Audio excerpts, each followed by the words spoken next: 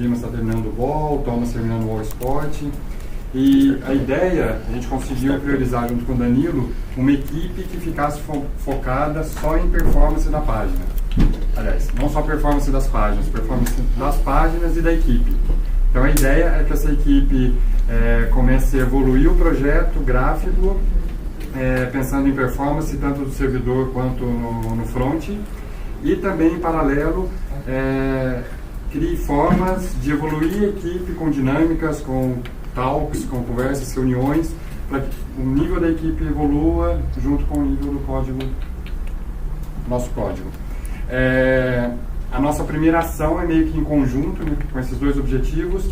A gente vai implementar o ECMAScript 6, que é uma especificação não a nova, já está no 8, mas enfim, é uma especificação mais nova do JavaScript. E então, hoje em dia a gente faz um código no front dessa forma, a gente vai poder usar import, algumas coisas novas a partir de janeiro. E para isso a gente vai começar com Small Talks. A gente tinha antes, né, o Favor, acho que o Dimas, o pessoal mais antigo, a gente tinha lá na Faria Lima, falava sobre determinados assuntos, e a gente vai começar com mais frequência a partir de 2019, falar sobre assuntos que o pessoal tem dúvidas. Não sei o que é o piranguinho. O Denão vai falar sobre o piranguinho em determinado dia. Sei lá, o Dimas manja do Ball. Ele pode pegar e passar um dia falando sobre tudo sobre o Ball. Não, mas a ideia é que a gente comece a compartilhar o conhecimento entre a equipe. Então, nessa mudança para o S6, vai ser uma melhoria do código, uma padronização do código, e para isso a gente vai ter dois wall talks, que são 2 módulos de JavaScript. Hoje vai ser o básico do JavaScript, e amanhã vai ser as principais diferenças do S5 para o S6. Então, hoje é o básico. E é isso aí, com o pessoal. Bom, pra quem não me conhece, eu sou o Cláudio. Pra quem não conhece o Lenildo, é o Lenildo, que eu acho muito difícil. Todo mundo já cumprimentou ele alguma vez. Ele já cumprimentou alguém. Como que ele chama? Como que ele chama? Lenildo. Lenildo. Sem filtro. E o Alejandro, que voltou, presente. Então vamos começar, bora pro próximo. A gente resolveu chamar de Wall Talk. Qual que é a ideia do Wall Talk? A gente vai fazer reuniões periódicas com temas que a gente acha relevante para o nosso dia a dia e, junto com outras pessoas, criar uma apresentação para mostrar para todo mundo. Qual que é o objetivo disso? Então a gente quer compartilhar conhecimento, padronizar código e evoluir todo mundo, evoluir a equipe. O primeiro vai ser de JavaScript. A gente criou alguns temas que a gente achou importante e a gente vai falar sobre scope, statements, instâncias, protótipo, funções, Ajax, promise e tipos. Só que nesse primeiro momento, todos esses tópicos a gente não quer meio que ensinar para vocês. A gente vai meio que dar uma passada rasa em todos os assuntos e que vocês saiam com vontade de aprender mais sobre cada tema. Pode ir pro próximo. Frasinha, igual eu comentei, de blogueiro. Então, não sei se vocês já perceberam que JavaScript é a única linguagem que ninguém quer aprender. Todo mundo já starta achando que consegue fazer alguma coisa, mas ninguém procura sobre JavaScript. Às vezes procura sobre algum framework de JavaScript, mas JavaScript mesmo ninguém corre atrás. Pode ir pro próximo. Então a gente vai começar falando sobre escopo. O que a gente vai abordar sobre escopo? O que é escopo?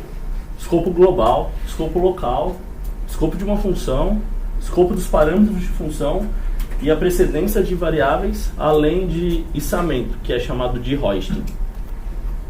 O que é escopo? Pense então que escopo se refere à visibilidade das variáveis.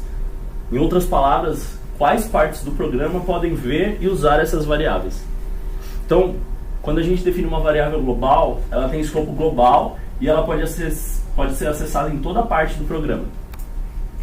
Então, por outro lado, é útil limitar o acesso de algumas variáveis ao escopo de uma função ou bloco de execução.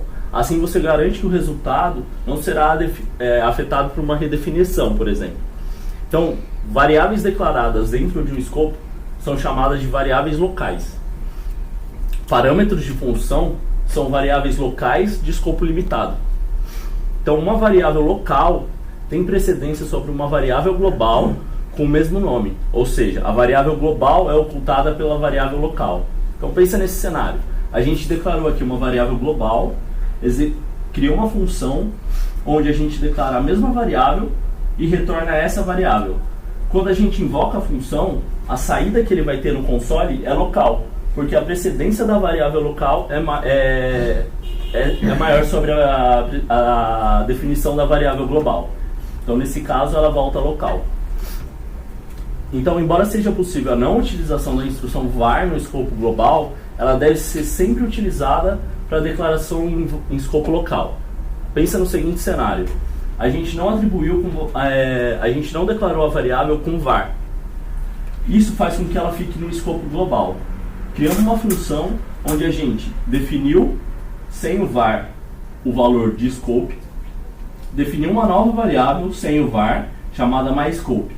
Então pensa, assim que a gente executar o código, executar a função, invocar a função, o valor que a gente der de console log aqui vai ser local e não global. Apesar daqui aqui é o escopo global, mas como a gente não criou com var aqui, ela vai ficar associada ao escopo global e não ao escopo da função. A mesma coisa acontece para o myScope. Ela fica atribuída ao escopo global e não ao escopo local da função. Para cada função define um escopo. Portanto, é importante ter várias camadas de escopo local alinhadas. Então, pensa nesse seguinte cenário. A gente definiu uma variável scope com um valor, criou uma função, definiu a mesma variável com outro valor, criou uma função, retornou a execução dessa função, redefiniu o valor da mesma variável e retornou a variável.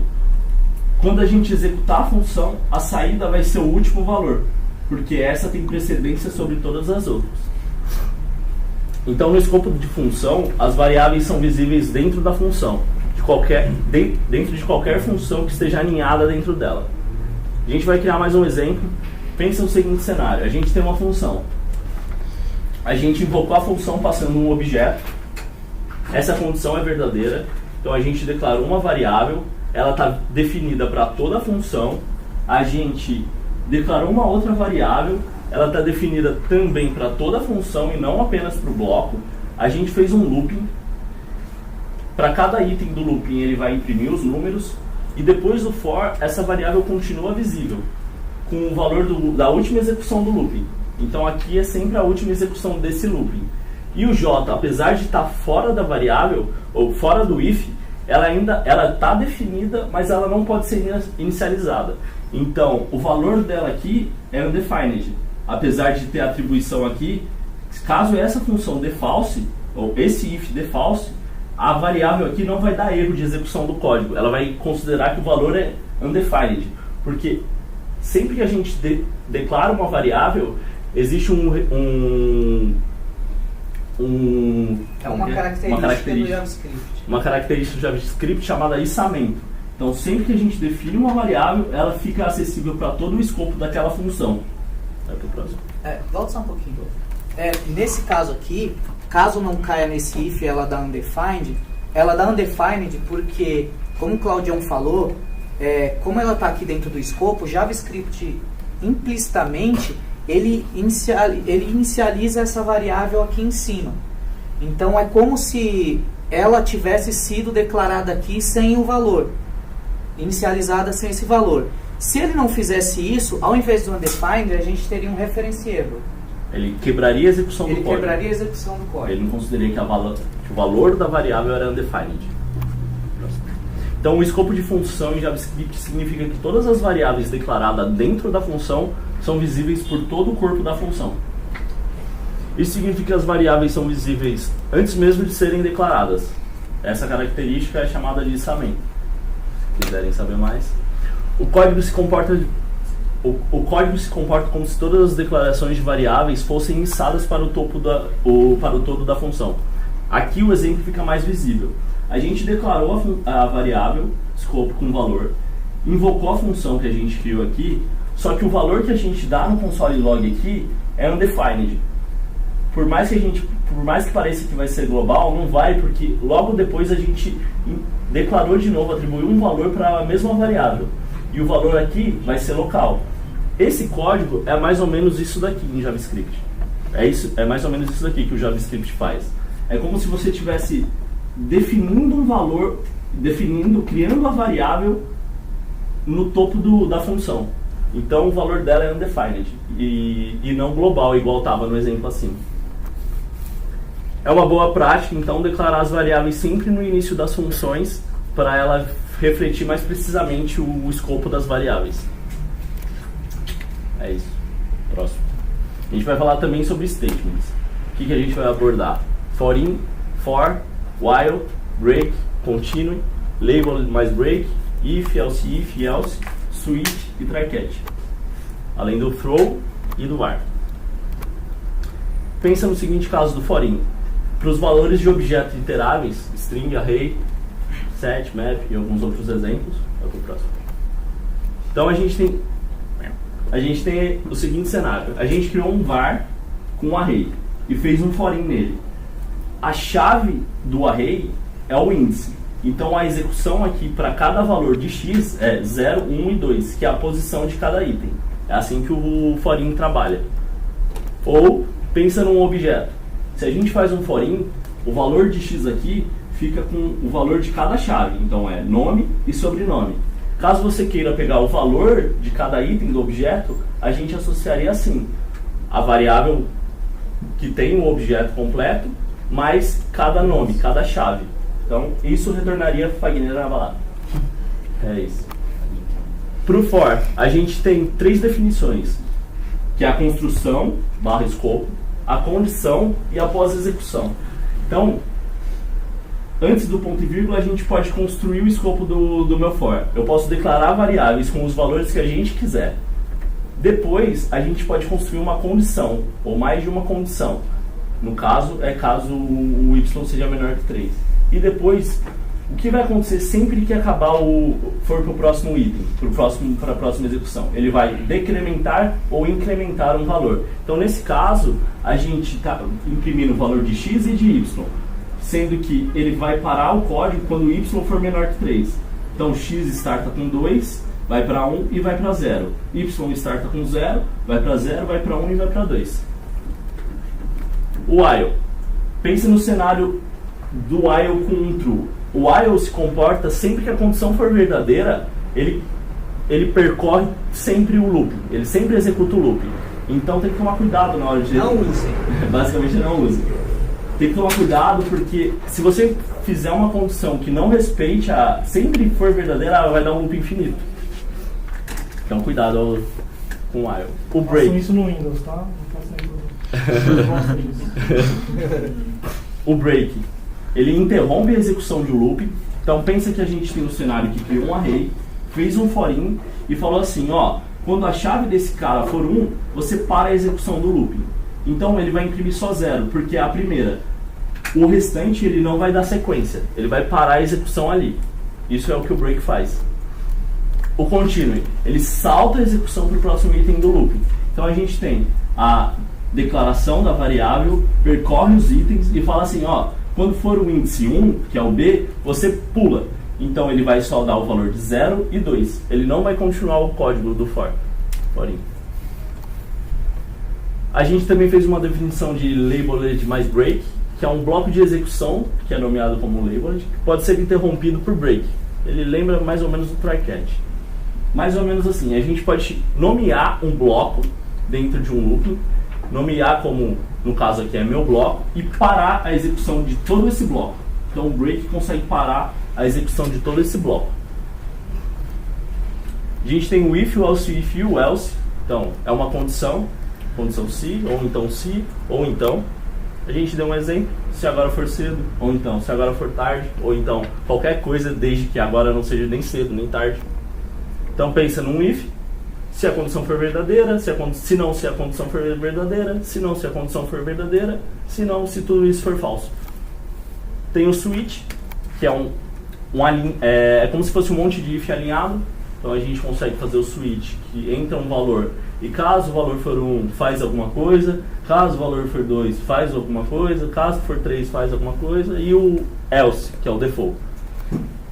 Tem o try catch, então a gente tem um cenário que a gente dá um JSON parse com uma informação que isso vai retornar erro de execução de JavaScript. Isso vai criar uma exceção no código, ele vai quebrar a execução. Então pensa nesse cenário, a gente aqui aplica um try catch. Se a gente quiser que o código continue e dispare o catch, essa execução vai dar erro. Então ele vai automaticamente vai cair no catch e disparar dentro do parâmetro E, no caso aqui, ele vai disparar a mensagem. E aí a execução do código vai continuar. Pensa que essa execução pode, se a gente fizer uma execução que quebre o código, pode não carregar algum script, não carregar algum banner. Então é aconselhável usar um try catch. A gente tem o throw, que ele cria a exceção. A gente pode... Sempre que a gente utiliza o throw, ele cai no catch do try catch. Então sempre que a gente quiser fazer o try catch, a gente consegue utilizar o throw, ou não só o try catch, mas a gente consegue criar uma exceção de erro com o throw, que no caso aqui tem 2 exemplos de como cria. E tem o var, que é para declaração de variável. Não tem muito sobre falar sobre declaração. Bom, a gente vai falar um pouco sobre instância. Às vezes surge a dúvida assim de, o que é aquele instance no nosso teste unitário e tudo mais? Aquilo nada mais é do que uma instância, ou seja, a classe de algum componente instanciada. Então a gente vai abordar aqui o que é instância, conjunto de atributos, concretização de uma classe, exemplo prático. O que é uma instância? Em programação orientada a objetos, instância é um objeto que tem seu estado e comportamento definido pela classe, ou seja, a instância do componente title durante a execução lá, ele é a concretização da classe TitleController. E todo o comportamento dos seus métodos e as suas propriedades, o title lá dentro, a propriedade title que carrega o valor do title e tudo mais, é definido por essa instância que está sendo criada. A instância de uma classe compartilha o mesmo conjunto de atributos, embora sejam diferentes quanto ao conteúdo desses atributos. É o que eu acabei de falar. Assim, aqui eu dou um exemplo. Por exemplo, a classe TitleController descreve os atributos comuns em todas as instâncias da própria classe. Ou seja, se eu renderizar 3 vezes o componente title ali, essas 3 instâncias elas vão ter comportamentos diferentes nos seus atributos, nos seus métodos, mas elas partem de um único modelo que é quem provê isso é o TitleController. Objetos dessa classe podem ser semelhantes, mas variam em atributos, é o que eu acabei de falar agora. A descrição da classe contém itens correspondentes a esses atributos e define operações relevantes para essa classe. São os atributos, os métodos. A instância é uma concretização de uma classe. Em programação orientada a objetos, a palavra instanciar significa criar. Quando falamos em instanciar um objeto, criamos fisicamente a representação concreta da classe, ou seja, transformamos aquela classe numa verdade, num objeto que a gente vai usar. Pense no seguinte cenário. Eu tenho uma construtora de carro, chamada carro, e ela tem a propriedade modelo, que ela recebe o modelo, ou seja, esse atributo e os métodos ali dentro vão se comportar de acordo com aquele modelo que eu estou passando e tudo mais. Então eu criei Belina e criei Fusca e passei essas propriedades para a construtora lá e ela vai implementar aqui. Elas partem de um mesmo molde, que é carro, mas elas são distintas, porque Belina é uma coisa, Fusca é outra, mas ambos são carros e parte do molde de carros. É a mesma coisa que eu falei para vocês do title. Cada execução é uma instância que parte do mesmo molde. Carro é uma classe ou molde. Belina é uma instância de carro e apesar de carregar todas as características de carro, é completamente independente de outra instância. Então Belina não tem nada a ver com Fusca, mas eles partem do mesmo molde. A instância é carro. A classe é carro. Protótipo. Protótipo é uma parte muito importante no JavaScript, talvez uma das mais. O que abordaremos? O que é protótipo, herança protótipa, protótipos em instâncias, protótipos em tipos primitivos, subclasse, o que é protótipo? Em JavaScript, um prototype é uma propriedade de funções e de objetos que são criados por funções de construtor. O protótipo de uma função é um objeto. Seu principal uso é quando uma função é usada como construtor. Em orientação a objeto, herança refere-se à habilidade de um objeto acessar métodos e propriedades de outro objeto. Então, ele herda tudo que aquele objeto X ou Y tem para ele. Esses objetos, então, herdam essas informações de outros objetos e podem utilizar da forma que preferirem. Pode passar. No JavaScript, diferente de outras linguagens com orientação a objeto, a gente de fato assim não tem, até uma polêmica assim, mas a gente não tem mesmo uma herança. Isso é feito através do que a gente chama de protótipos, o prototype. Essa forma de herança no JavaScript é conhecida como herança protótipica, ou isso aqui. Essa porra. Eu não vou pronunciar. Pense no seguinte cenário. Temos uma classe carro, essa classe vazia, e a gente quer adicionar algumas coisas a ela, tipo o carro ele precisa andar, ele precisa parar e tudo mais. Então a gente criou a classe carro, a construtora aqui, ela está vazia, a gente adiciona ao protótipo dela, ao esqueleto dela, a capacidade de andar, ou seja, agora o carro pode andar. Então eu criei a minha instância a partir de carro, então eu posso criar uma Belina, eu posso criar um Fusca e todos eles vão andar. Um protótipo nos permite pré-definir propriedades, incluindo métodos, e a gente pode ver essas propriedades, se a gente quiser, antes mesmo de instanciar, acessando o constructor dele, o prototype do constructor, a gente consegue ver esse esqueleto. A ordem de declaração do protótipo não importa, uma vez que sua atualização é dinâmica. Isso aqui é só para exemplificar, é uma má prática. Mas, assim, eu tenho aqui a minha construtora de carro e eu adicionei a capacidade dele de andar. E aqui eu já criei o meu carro, criei minha Belina. Depois dela criada, eu posso adicionar a capacidade dela parar, mesmo depois dela criada. Como é dinâmico, isso aqui vai funcionar, mas não é uma boa prática. Isso é o mesmo que isso aqui, certo? Vai funcionar da mesma forma, só que é feio. Podemos também instanciar um objeto deste modo. Ó. Carro, eu criei o meu carro e criei um segundo carro a partir do meu primeiro carro. Ou seja, desmontei ele e montei outro lá. Sobrou as peças, eu fiz isso. Existem várias formas de como obter uma herança com protótipo, mas sem dúvida a melhor forma é essa. Não é bem... É desejável que faça assim. Você pode fazer de outras maneiras e tal, mas essa seria uma forma mais legal de fazer. Uma boa prática. É uma boa prática. Nesse caso eu criei o meu carro, e o meu carro ele já tem a capacidade de andar. Depois eu tenho uma outra coisa que são os acessórios, que é a parte do carro. Só que eu quero adicionar a esse carro, antes mesmo da criação da minha Belina, a estrutura de carro, a esses acessórios.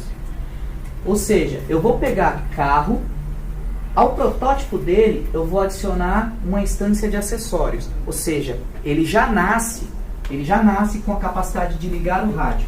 Então quando eu crio o meu carro, ele já tem a capacidade de ligar o rádio e de andar. Isso aqui é só para checar. Se eu for checar, eu vou conseguir ver que meu carro, ele pertence a carro e ele também pertence a acessórios. Ele passa a ter ele passa a ser a instância desses dois caras. Outra forma, porém, não aconselhável de utilizar o objeto de protótipo de acessórios diretamente no carro é essa daqui, ó. Carro.prototype, acessório.prototype. Pronto, faço. Fiz.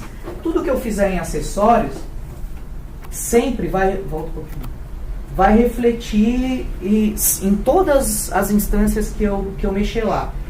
Isso causa efeito colateral, não é recomendável. Às vezes você mexe no negócio e acaba alterando outras instâncias que não tem nada a ver. Então, é uma maneira, mas não é uma boa prática. Então, é o que eu acabei de falar aqui, que ele vai causar efeito colateral e vai dar merda. Uma hora ou outra vai dar merda. protótipos nos permitem também estender tipos primitivos de JavaScript, como Object, Array e Number. Não é uma boa prática, mas eu vou dar um exemplo de como você pode estender esses caras. Por exemplo, Object. Aqui eu estou adicionando ao Object, ao prototype de Object, um método chamado esconde, que ele vai fazer o que? Ele vai esconder um elemento HTML. E aqui eu já posso usar esse cara. Aí você pergunta, por que getElementById tem esconde, sendo que eu coloquei no protótipo de Object? No JavaScript não tem filho, eu acabei de falar assim, no JavaScript não tem filho sem pai. Todo mundo descende de alguém. E no final todo mundo descende de Object. Se descende de Object e eu adicionei ao protótipo de Object, isso vai estar disponível em qualquer coisa que descenda de Object. Entendeu? Então esse cara aqui, ele descende de Object, logo ele passa a ter esconde. Então tudo que vem a partir de Object passa a ter esconde. Array, aqui a mesma coisa, eu fiz um exemplo de um for each meu, um for each próprio meu, e usei ele aqui. Então aqui eu tenho um array literal, como ele já herda, ele tem o protótipo de array, que tem o protótipo de Object, mas eu já tenho o meu método disponível nesse array aqui, ó. Eu adicionei ao protótipo dele, os meus arrays agora passam a ter esse meu método. É um exemplo, mas não faço, assim. A gente já teve casos zoados aqui, assim, de tipo, por exemplo, fazer isso aqui de modo global lá e sobrescrever o push do array. Todas as funções de um tipo, ela está definida no protótipo. Então, push é uma definição do protótipo de array. Se a gente fizer uma alteração, ele impacta em todos os arrays da página, vamos dizer assim. Tipo, eu pego aqui e sobrescrevo o push. Array tem push. Sobrescrevo o push e faço qualquer coisa aqui. Fudeu. Todos os scripts que usam push não vão ter mais aquele comportamento esperado, vão ter o comportamento que eu quero. Então, meu script vai funcionar, mas a porra toda não. Por isso que não é uma boa prática. Pensando, criamos o meu método. Imagina que numa nova atualização do JavaScript, eles lancem um meu método como uma função atrelada ao protótipo do array. Vai quebrar seu código. Não, é exatamente isso. Porque às vezes a gente acha que tem controle sobre uma coisa, mas ela pode ser da parte do próprio objeto original. Se o cara criar um cara com o mesmo nome, você sobrescreveu, você quebrou. E isso era muito comum, porque as pessoas pegavam vantagens de outras linguagens e faziam um prototype no JavaScript, no array, por exemplo. Aí depois o array fazia a implementação daquilo e você tinha alterado. Number a gente também poderia fazer isso, mas aquilo, number no JavaScript é um negócio problemático e tudo mais, então, tipo, não faça. Já não façam qualquer um, na verdade, evitem fazer assim. Tem que ser um negócio muito absurdo, assim. Você tem que falar, nossa, caralho, eu quero muito. Entendeu? Então, como explicado acima, existe modo de herdarmos heranças em classes de JavaScript, isso não é diferente com o objeto array. Aqui eu estou dando um exemplo, eu estou criando uma classe a partir de array, ou seja, uma subclasse de array. Então eu criei minha classe, falei que o protótipo dela é uma instância de array, logo a minha classe vai ter push, vai ter tudo que tem no array. E aqui eu utilizei a minha classe. E é isso.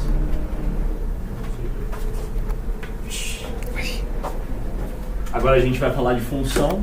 O que a gente vai abordar? O que é função, declaração de função, função anônima, parâmetro, domínio e imagem. Começando sobre o que é função. Pensa que é um objeto que contém um código executável, isolado, e não é possível acessá-lo externamente. As funções tornam o nosso código mais limpo e mais fácil de ler, e nos evita reescrever o mesmo código várias vezes. Existem as funções externas, que são libs, qualquer coisa criadas por terceiros, e as funções que você mesmo define. Existem algumas formas de definir suas funções. Pensa nesse seguinte cenário, declaração de função. A gente pode definir função com function. Ela faz com que, executando antes, invocando a função antes, ela retorne o valor esperado, porque no JavaScript ele considera que isso já foi declarado. E existe também... Vai para o próximo. Volta aí rápido. Ela faz esse esquema de hosting também? Parecido. Então a função é carregada antes do código ser executado. No caso de declarar uma função atribuída a uma variável, existe o problema de executar a função antes, porque naquele momento não existe a função, ela é uma variável. Então, vai pro próximo. A função é carregada durante a execução do código. Parâmetros. Para sua função agir dinamicamente, retornar 1 ou 2, por exemplo, ela deve receber parâmetros. E por meio desses parâmetros, retornar valores. Então, os parâmetros... Volta só os dois aí. Os parâmetros da função são como se fossem variáveis locais para o escopo dessa função. A gente consegue atribuir valores dinâmicos para a execução da função baseada nos parâmetros. Nesse caso, A é 2, porque eu estou invocando ela com 2, e B também é 2. É isso. A gente vai falar um pouco sobre Ajax também. A ideia que a gente vai abordar é o que é Ajax, XML HTTP Request, Head State, On-Head State Change, Status, JSON, JSON-P, Callback e os erros mais comuns. O que é Ajax? Igual Fagner, eu não vou falar o que é Ajax. É isso aí. É uma forma assíncrona de chamar um recurso externo. Então pensa que a gente tem o assíncrono e o síncrono. O síncrono executa a função, ela vai ter que esperar a função ser completada para partir para o próximo passo. O assíncrono não, ela faz execuções em paralelo. Essa é a diferença. Então, deixa eu só abrir nesse aqui. É uma característica que é o nosso projeto hoje. E que a gente veio de algo que era totalmente síncrono. Então Que é o Velocity. Que é o Velocity. Então a gente tinha uma home que fazia 12 buscas. Então, quando eu entrava lá, ela tinha que fazer a primeira para continuar, fazer a segunda, continuar. E isso mudou quando a gente veio para esse novo projeto, que ele é totalmente assíncrono de uma ponta a outra e tudo acontece de forma paralela. Então é mais ou menos isso que o Claudio está falando. Então, a nossa home, todas as buscas elas são disparadas de uma vez só e o Node trata isso e devolve essas respostas e a gente captura. Antes a execução de uma home esperava cada componente ser carregado para ter a entrega final. Hoje não. As execuções de cada componente em paralelo e assim que tiver a resposta de tudo, ele executa a página. Então, o objeto nativo para fazer um Ajax é o XML HTTP Request. Então, nesse exemplo, a gente cria uma instância do XML HTTP Request, a variável Ajax, dispara um método open, que é uma função que a gente pode passar a URL que a gente quer requisitar, envia a requisição e adiciona um evento que recebe o retorno a cada mudança que tem do head state. Assim que tiver tudo ok, ele traz atrelado à variável de Ajax o response text, que é o valor daquela requisição. Vai pro próximo. Uma coisa importante, pensa assim, sempre antes de usar qualquer recurso, aí fica mais claro aqui no Ajax, mas o projeto que você está mexendo provavelmente já tem alguma lib para isso. Então, dificilmente você vai criar uma função nativa. Sempre procura saber se já não existe algum recurso que faz algo nativo. Porque provavelmente alguém já passou por esse problema. Seja para tratamento de string, qualquer tipo de coisa que você dá uma olhada nas nossas tools que tem no projeto, vê se não tem disponível lá, vê se é uma coisa que eu tenho que fazer sempre. Será que não vale a pena fazer uma tool? Aí ver com o Matheus lá e ver se dá pra gente fazer uma tool com isso. Mas especificamente sobre o Ajax, apesar de ter já algumas bibliotecas que facilitam, você tem lá um getJSON que faz o Ajax e já traz a resposta. Volta um slide. É importante todo mundo saber os passos que essa lib faz por trás, para ter uma ideia do que está fazendo.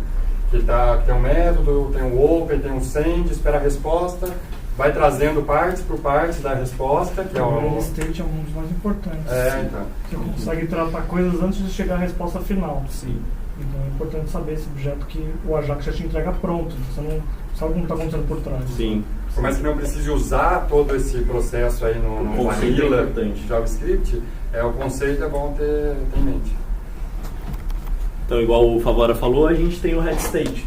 Ele tem definições de 4 estados. O estado 0 significa que o request não foi inicializado. Então, o método open ainda não foi chamado. O valor 1 significa que a conexão com o servidor já foi estabelecida, que o método open foi chamado. O 2 significa que o request foi recebido e o método send foi chamado e os headers e status já estão disponíveis. O 3 significa que está processando o request, que ele já está baixando e que o response text, que é o valor de todo o conteúdo, já está com os dados parciais. E o 4, que é igual no exemplo lá, significa, ó, finalizou e está tudo certo. A função que fica escutando cada mudança no head state é o onHeadStateChange. Então, toda vez que o head state altera o valor, ele executa a função onHeadStateChange.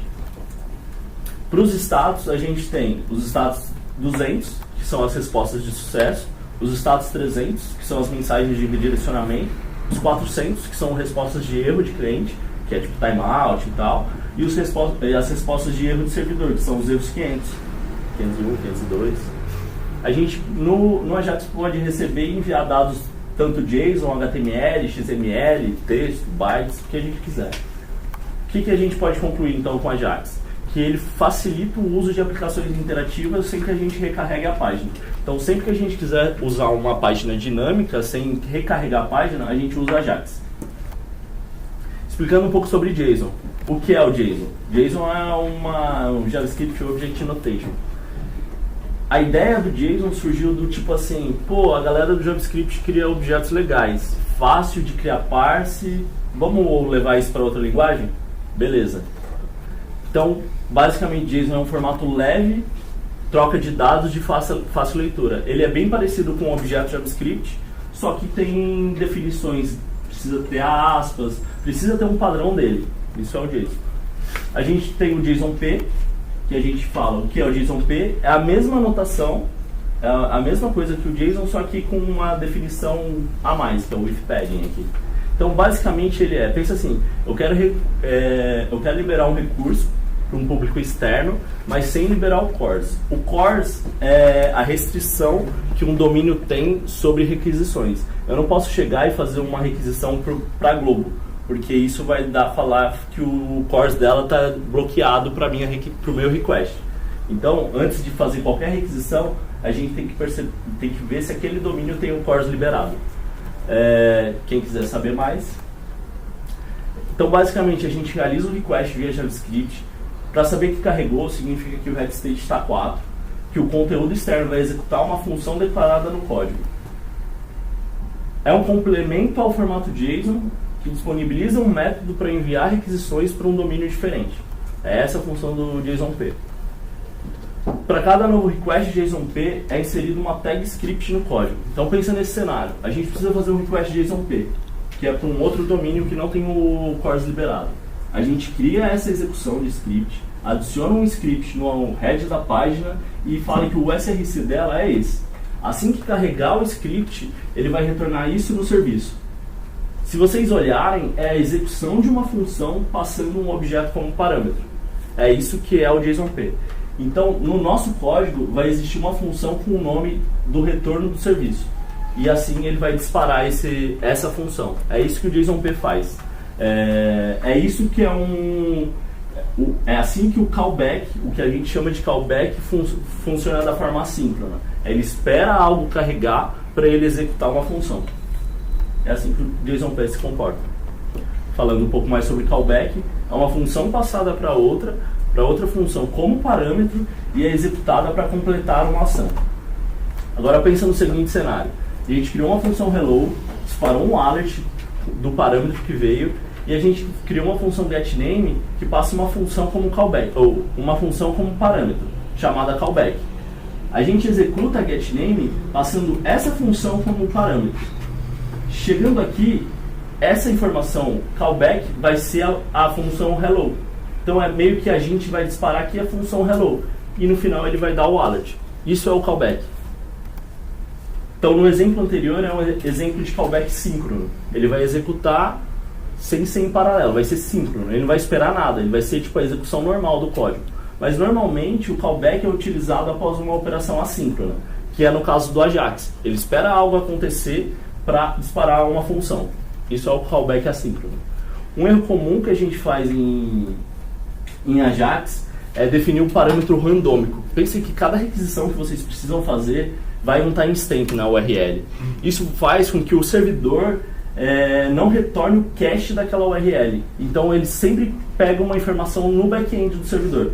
Isso gera mais processamento. Isso, quando a gente subiu a economia, a gente subiu com um parâmetro randômico. Isso deixou o serviço, o serviço caiu, porque ele não aguentou, ele não tinha cache. Então, a gente estava usando uma função de Ajax do jQuery, que por padrão ele tem um parâmetro randômico. Ele sempre passa um timestamp lá. Aí a gente teve que desabilitar esse timestamp. Então, acho que vale aprofundar um pouco sobre o sistema de cache de servidor. Como funciona a URL e guarda o valor de cache. Acho que nem todo mundo teve tempo com isso. Quer falar um pouco? Pode falar. Como você? Acho que vale a pena. Fala aí. Posso falar? Pode falar, fica à vontade. No servidor, a gente tem várias barreiras de cache, né? Vários serviços que servem para cachear conteúdo. Alguns dos caches são feitos pelo nosso browser, quando a gente acessa, ele guarda o URL e guarda um cache local. Ele consulta para ver se tem alguma coisa do browser antes de consultar a resposta do servidor. No servidor nós temos outras barreiras que causam cache. No nosso lado, uma delas, que ficou mais conhecida, é o Marrakech, que ele guarda baseado na URL. Então ele não vai bater diretamente no servidor para buscar aquela resposta, fazendo todo o processamento do servidor de novo. Ele primeiro vai ver se tem algo no cache, se tiver, ele retorna no cache. Isso faz o servidor responder muito mais rápido, muito mais limpo, sem fazer processamento.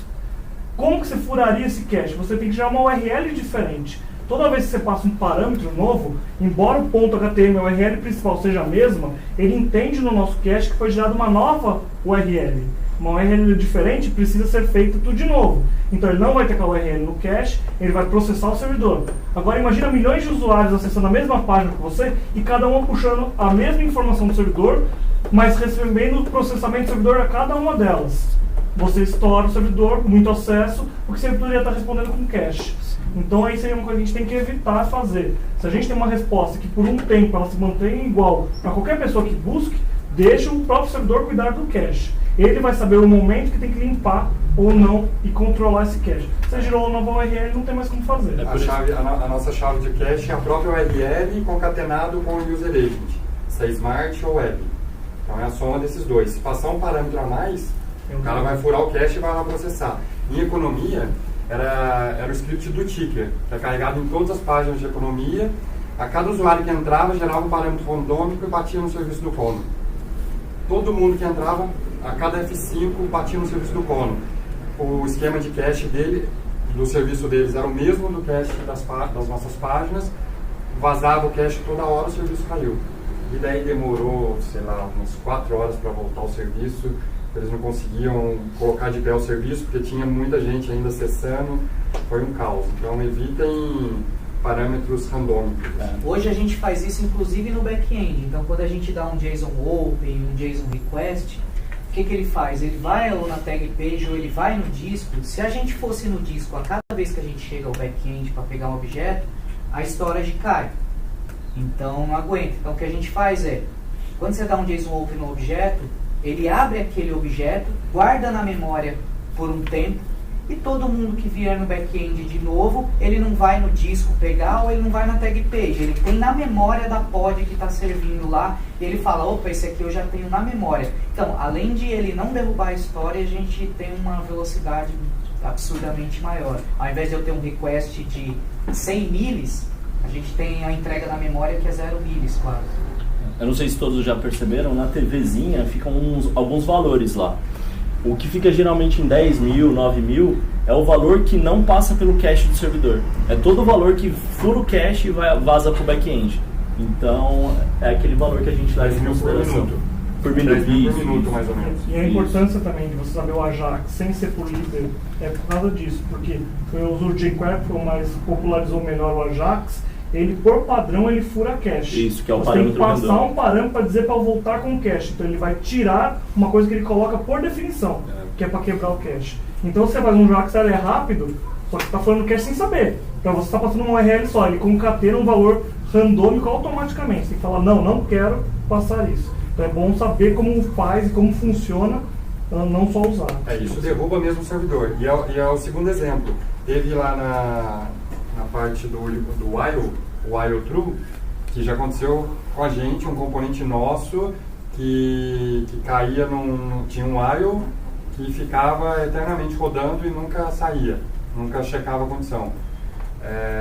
Chegava acho que 3 da manhã, né? 3 da Já manhã tinha uma caía. condição que se tivesse menos que... tinha que ter tantos itens para ele parar. Só que chegava uma condição de madrugada que não tinha tantos posts assim.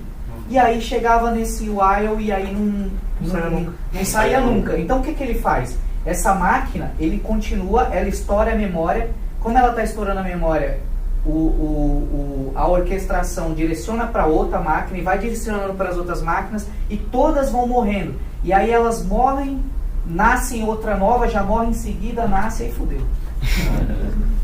E daí gerou, a gente ficou fora do ar um tempo por conta desse while true aí. Gritando as máquinas, morria máquina, subia máquina, morria máquina, e foi uma loucura. E é uma coisa difícil de investigar, porque ficou quase 2 semanas investigando e era uma situação que, porra, mano, mas só acontece 3 da manhã, 3 e pouco da manhã, e aí depois sabe? Sara e você não sabe o que está acontecendo e tal. Então, mas aquela, não é só condição de while true, é tipo, tudo que você precisa executar várias vezes causa esse tipo de problema. Então a gente precisa sempre ter atenção. A gente vai falar um pouco de promise logo mais, e promise também é um caso que pode ter esse problema.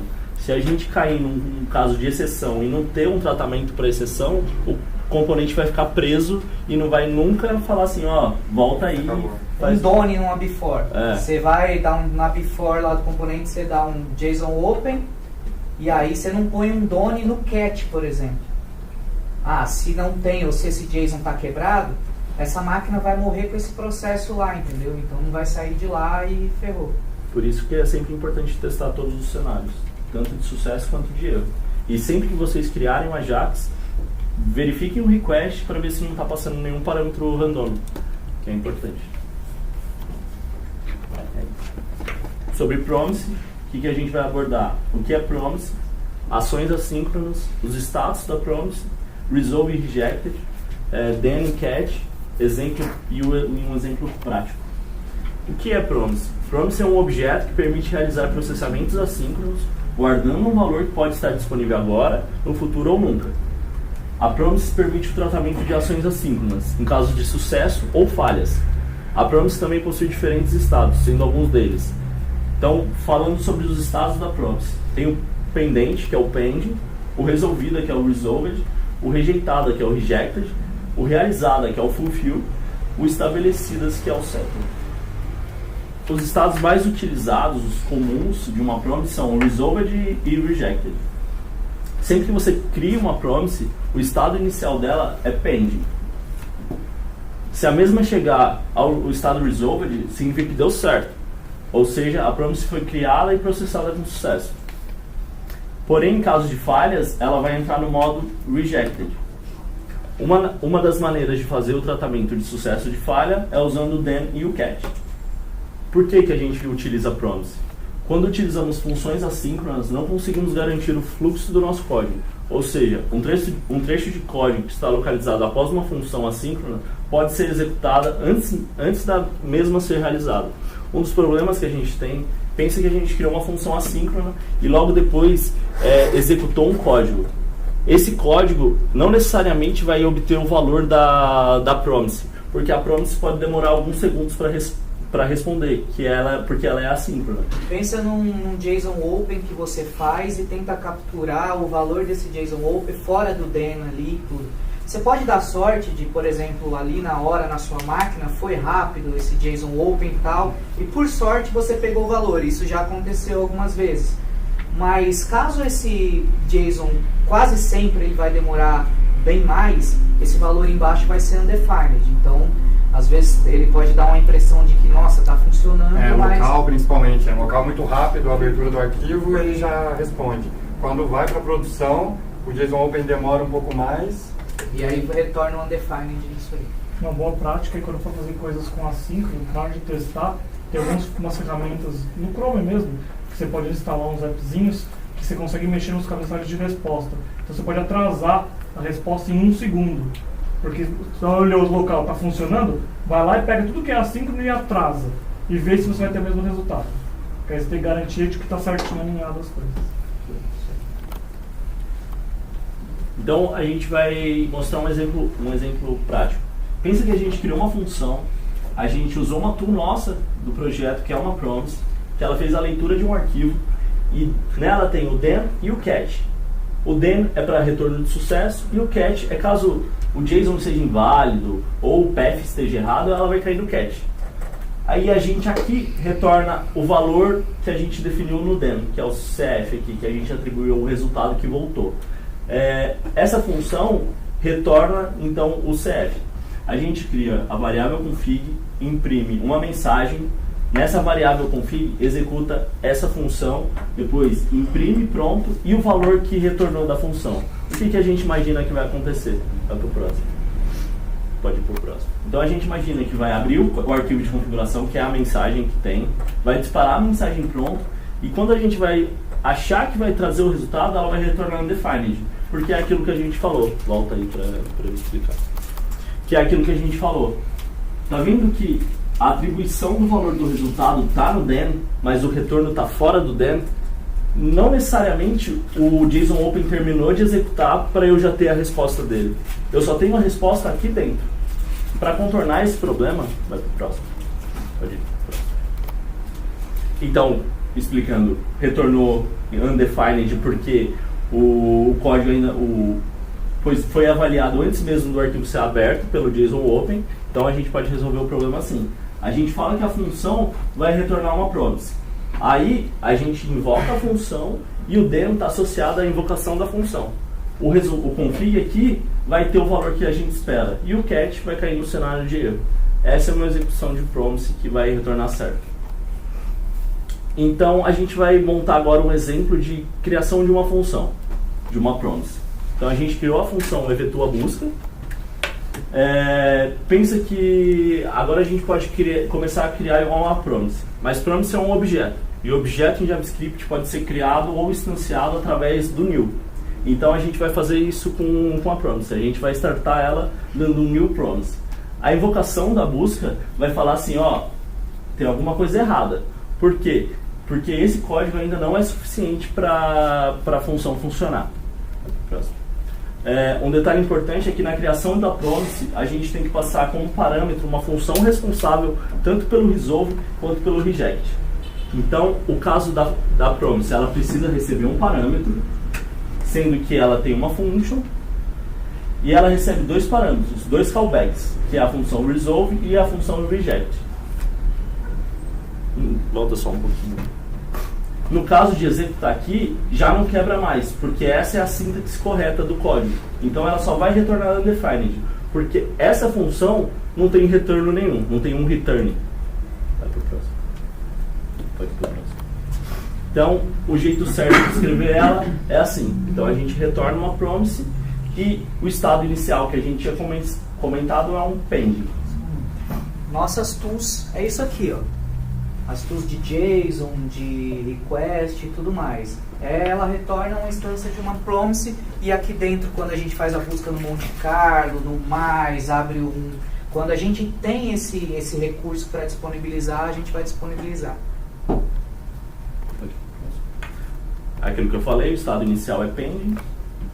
Então, para resolver nossa promise, a gente tem que utilizar a função resolve, passando como parâmetro um valor que será acessível através da promise resolvida. Então, a gente cria um exemplo mais robusto. Dentro da promise, a gente deu um set timeout só para simular um request, como se esperasse assim, ó, espera 5 segundos aí para ver o que vai acontecer. Nisso, a gente executou o resolve, que é a função de callback. Por ser uma função, ela recebe algo que a gente quer que essa promise retorne. Então, no caso aqui, a gente está repassando um objeto. Para invocar essa função, essa promise, a gente chama ela aqui e fala que o then, assim que der certo, ela vai trazer algum resultado. O resultado aqui é essa informação aqui, é esse objeto. Então, no caso, é o full bar. Imagina que aqui no nosso, por exemplo, em vez de set timeout, a gente está fazendo um request no Monte Carlo, a gente está abrindo um arquivo no disco, e quando a gente tem o conteúdo dele, a gente passa aqui no resolve, o conteúdo dele é onde a gente pega lá aqui no dentro da nossa JSON Open, JSON Request, por aí vai. Nesse exemplo a gente comeu bola e faltou o return aqui, mas esses dois return.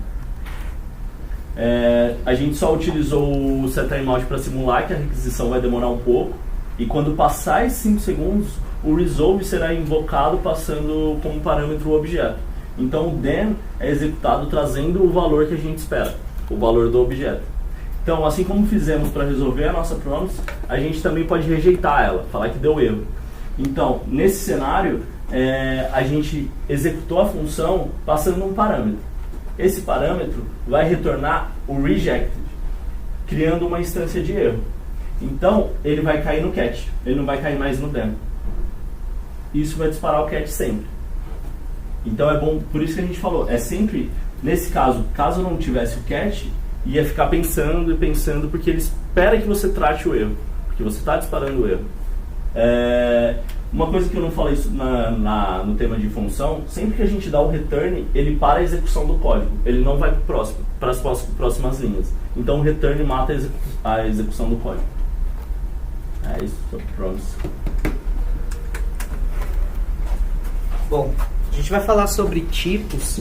A gente vai passar só por cima, assim, porque tipos é um negócio que você tem que se aprofundar lá, tal. Ou você fala muito ou você não fala quase nada, então é meio que... Então, o que abordaremos nisso?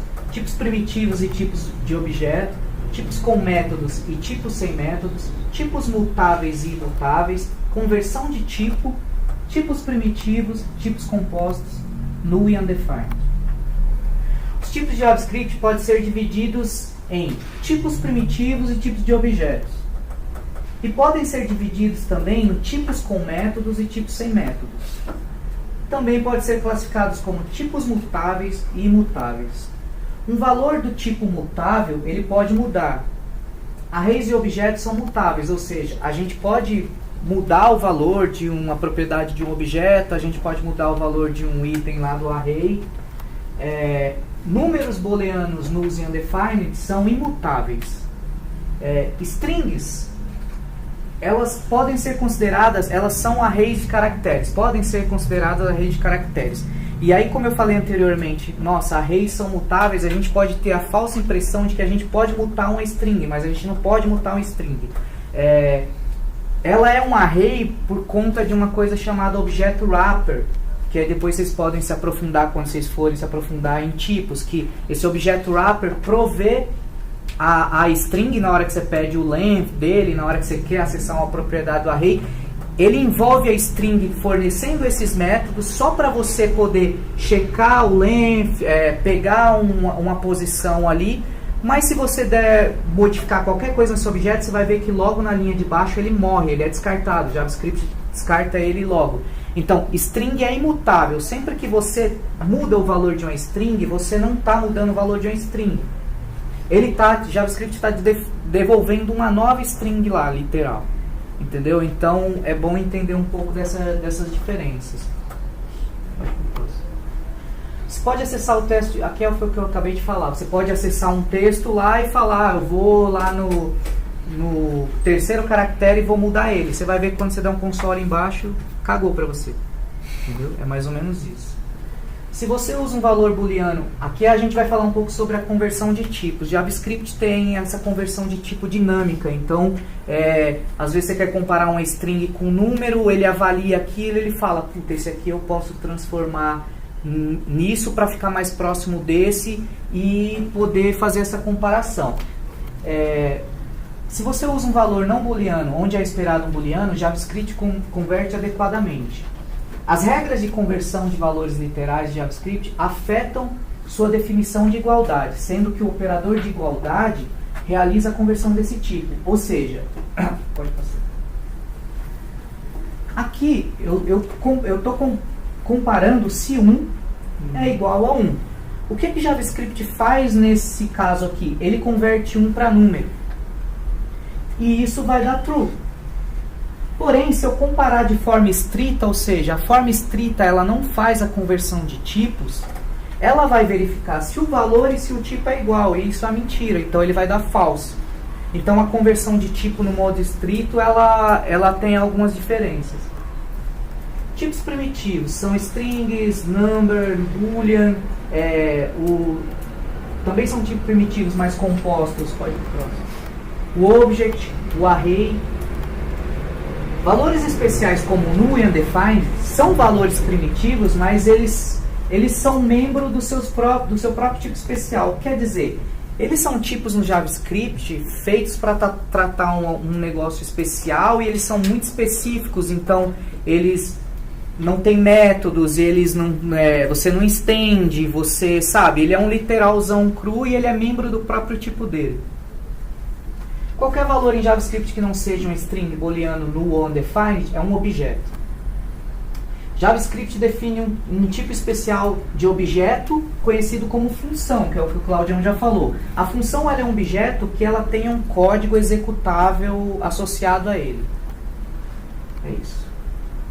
Claudião. Dá uma passada rapidão sobre boas práticas. Você já parou para pensar que o seu código não é seu? Pense no seguinte cenário, que a gente tem com frequência. Indentação toda torta, aspas simples, aspas duplas. Tipo, pode parecer besteira, mas na hora de você desenvolver, você fica com dúvida. Tipo, caralho, o que eu tenho que fazer aqui? Não sei. Verifica se o projeto que você está mexendo já não tem algo definido como padrão antes de sair definindo um padrão você mesmo. Vai utilizar o mesmo código várias vezes?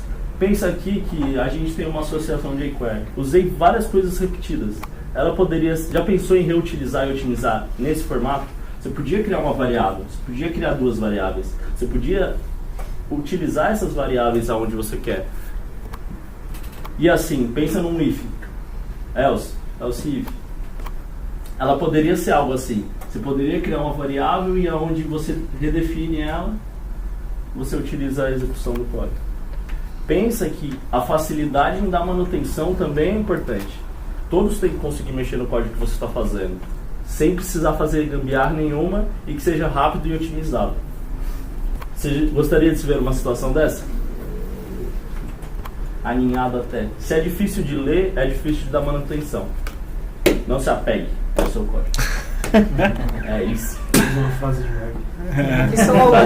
Isso daí eu falo pro Marcão. Aqui são algumas referências que da onde a gente tirou esse conteúdo para mostrar para vocês. Assim, não é nem que a gente está ensinando porque não dá tempo nem nada, é uma linha para seguir pra gente, se vocês quiserem assim, despertar em vocês a curiosidade e correr atrás e se aprofundar nisso, assim, como hoje a gente tem, inclusive no nosso back-end JavaScript, às vezes coisas que a gente pensa ser besteira, mas isso aqui é uma performance que talvez não vai representar nada. Não representa nada no front, às vezes, ali na máquina do cliente, uma execução só. Agora, isso vezes 10 mil por minuto, vezes tantos por hora, isso vai consumir memória, consome máquina. Então, às vezes, ficar fazendo casting, você declara uma variável como string, depois você muda ela para objeto, entendeu? Isso lá no fundo,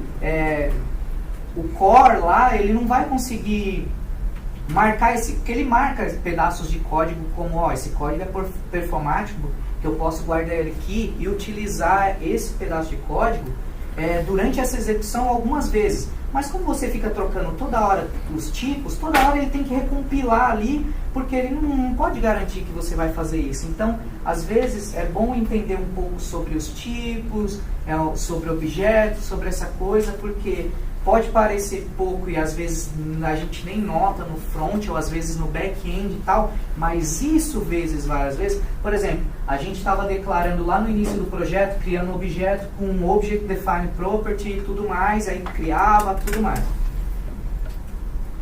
O simples fato de eu parar de usar Object Defined Property lá, não estou dizendo que não use, mas o simples fato de eu tirar, eu ganhei 30 milhas no final da entrega do back-end, entendeu? Só de declarar o objeto literalmente. Então é importante a gente ter essa noção, a gente vai aprendendo e vai sacando que isso pode representar uma melhora na performance no geral, assim, na carga geral, porque a nossa carga é absurda. Então, nenhuma execução pode ser imperceptível essa melhora, mas como a nossa audiência é gigantesca, somando tudo isso pode ser, sei lá, 50 milhas na hora da entrega final.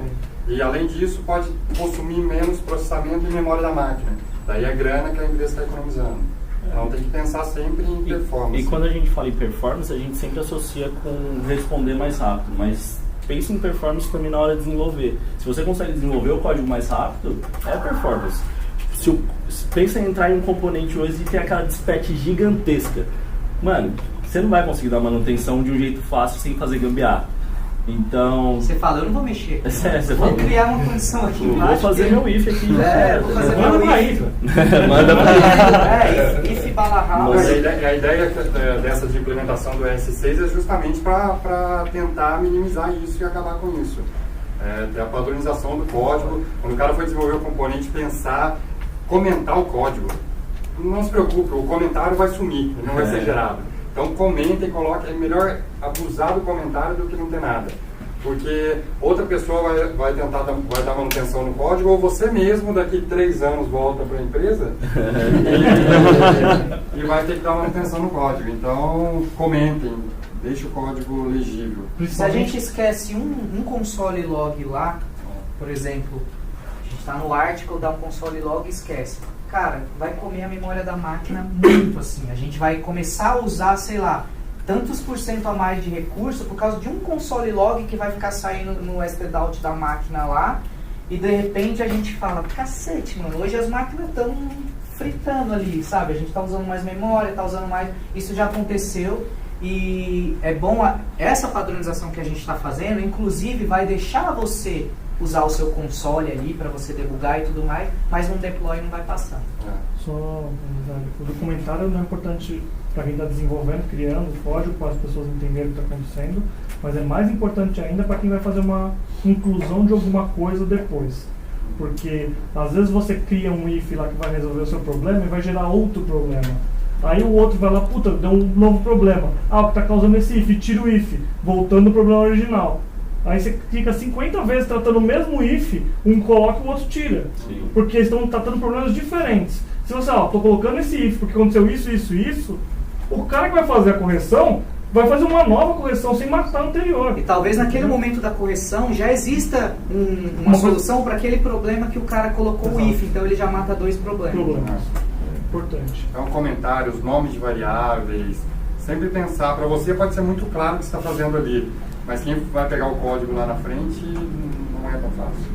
Principalmente da intra, que vai dar alguma manutenção e pega o código lá e agora, o que eu faço? Entre no controle de autor e de um article wrapper lá. É um demônio aquilo. Então. E pensar também nos testes que a gente cria. Tipo, sempre que a gente pensar em criar uma classe e separar por método, Você conseguiu abrir lá no teste? Tá acesso?